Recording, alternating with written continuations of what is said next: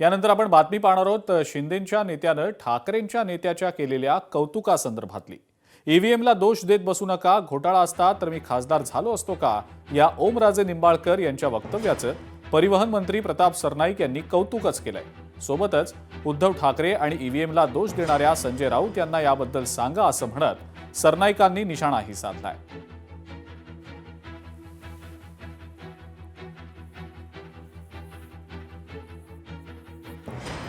मशनीला नाव ठेवू नका,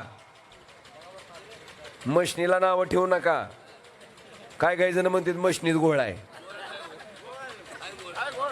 अरे मोदी साहेबाला महत्वाची निवडणूक कोणची होती? लोकसभेची होती का नगरपालिकेची? मग घोळ लोकसभेलाच केला असताना घोळ झाला असता तर ओमराजे खासदार झाला असता का?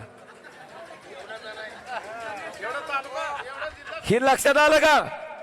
मशनीत घोळ नाही।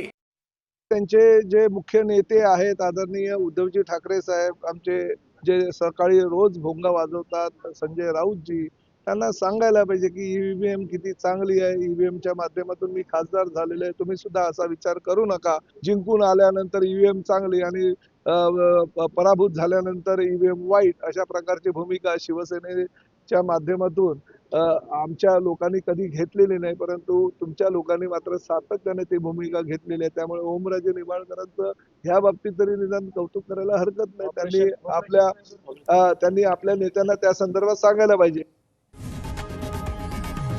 लोकशाही मराठी ऐका, पहा, जागरूक रहा।